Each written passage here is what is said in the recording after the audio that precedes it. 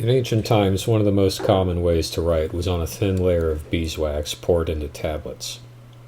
There are many wooden examples from the Roman period, and one thing they all have in common is that they are quarter-sawn. This keeps the thin planks from warping. Back in the day, it was probably easier to start with a log and split it radially before planing the slices flat. But for me, it's easier to use this section of an old shelf and saw it in half.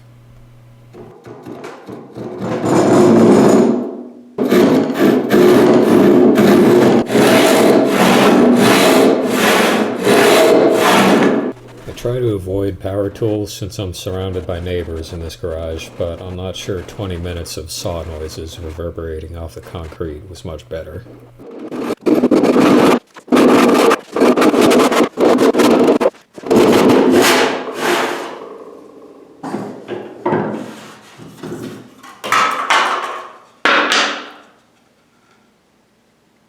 I planed the slices just enough to get them the same thickness and remove all the saw marks.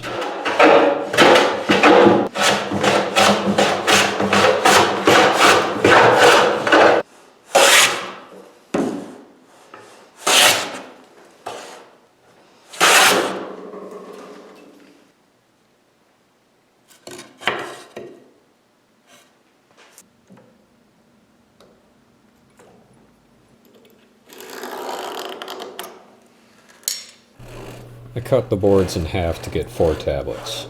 All 4 will be strung together, and the 2 on the interior will have wax on either side. To get the ends squared off better, I nailed together some scraps and used my plane on its side. The backstop also keeps grain from splitting off the far end.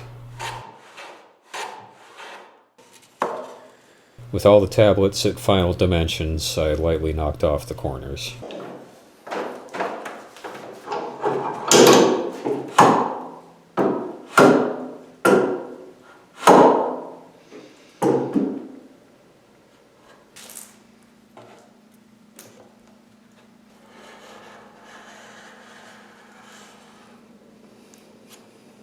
Next was the most time-consuming part. The tablets need reliefs cut to pour the wax into. After scoring the borders, I carved out a couple millimeters with a small carving gouge and chisel. A router plane would be easier, but I don't have one, and to this day I don't have a remotely sharp flat chisel to make into one. I'm gonna have to fix that before I do much more woodworking.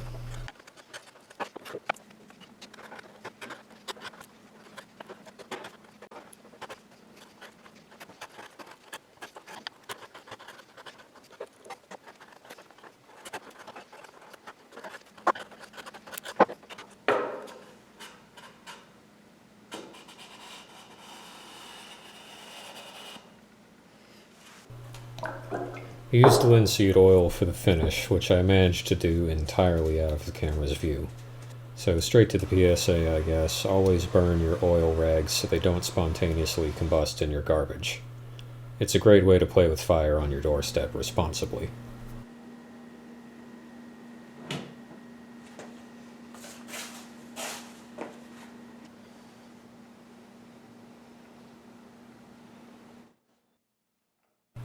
I drilled 2 holes in the border for leather ties. Just for fun, I tried out my new toy, an old press stand for my even older drill. Turns out it flexes a lot, and it didn't drill that great. I guess that particular shitty bit had already run into a few screws, but still.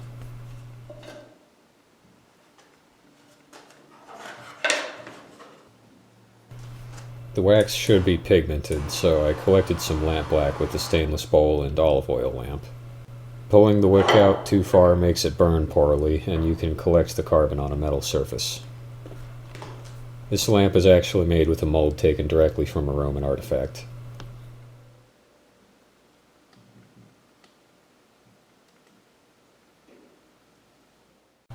I melted together a mix of about 5 parts beeswax to 1 part olive oil, which is supposed to make it softer.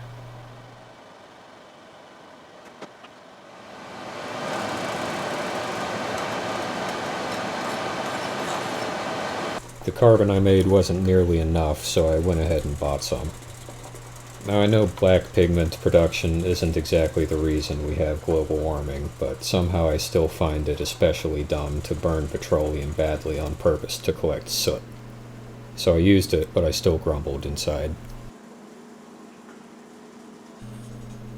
Pouring the wax turned out to be quite the struggle, so while you watch me fail multiple times, I'll just talk a bit about these tablets and archaeology. The oldest wax tablets ever found come from the Uluburun shipwreck, which is also the oldest shipwreck ever found. Dated to sometime after 1305 BCE, these tablets were much fancier and smaller than mine, with boxwood panels and ivory hinges. Each half was about the size of a playing card. It makes sense that our earliest example comes from the eastern Mediterranean, as the dominant writing system in that period was cuneiform. This system, designed to be impressed in clay, lends itself well to wax. Contrary to clay, it doesn't dry out and can be rubbed smooth and written over any time. There's actually an example of a few surviving fragments of cuneiform inscribed on wax on these Babylonian ivory tablets, dated from 720 to 710 BCE. Throughout their history, it was common to simply have two tablets strung together that open like a book, but some, like mine, had tablets in between with writing surfaces on either side. That Babylonian one I showed was from a set of 16. Wax tablets were likely adopted early in Greece, showing up in Homer's writings of the Bronze Age, and subsequently Italy and Rome. Most Roman art shows the writing surface is black, and there are even a couple intact examples from Egypt, with the black wax and writing still on them. Most of what we have are just wood, though. Despite these being reusable items, they often look rather disposable. That is to say, not exactly made with care. The scoring around the border of the wax relief nearly always overshoots the corners and leaves obvious marks, which is why I wasn't very careful with mine.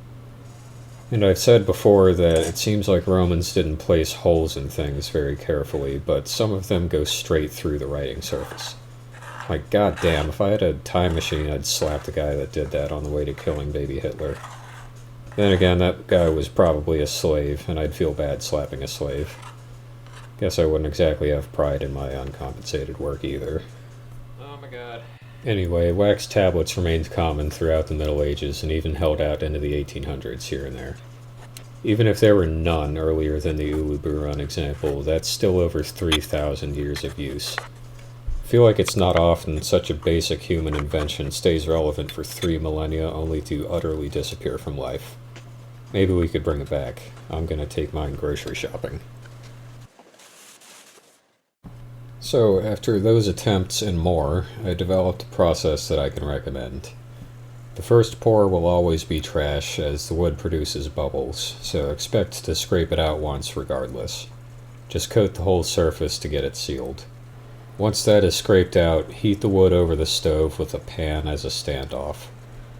When the leftover wax is good and melty, I poured out 1 spoonful that math tells me gives about 1 millimeter of wax, and moved it around to cover everything before putting it on a level surface.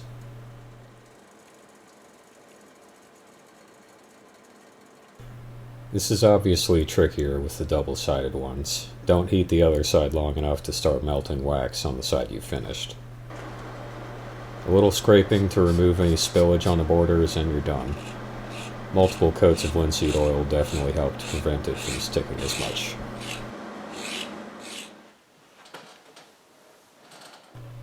A couple of thoughts as I wrap this up. Writing in this wax creates an inordinate amount of crumbs that I have to wipe away, and they smush back into the writing surface. I may have softened it too much, as straight beeswax doesn't make so many crumbs. I think I need a break from scraping out and re-pouring wax, so I will save correcting that for another time. If I figure out a better mix, I'll update the description. Considering how many ancient tablets have writing scratched into them, I wonder if my wax is still too thick. Digging that deep into mine definitely feels unreasonable and makes even more shavings. This was as thin as I could reasonably get it by pouring. Maybe it would have to be sort of troweled on to get any thinner. I heard it claimed the whole idea was to reveal the wood underneath to make letters of a different color, but the ones that survive with wax don't have writing that deep. I don't know, maybe only ham-fisted barbarians wrote that hard. Well, I hope you got something out of this video. I know I got a new grocery notepad. Maybe I'll hate shopping less now, but probably not. Fucking paying money to stay alive. Anyway, I guess I'll see you next time.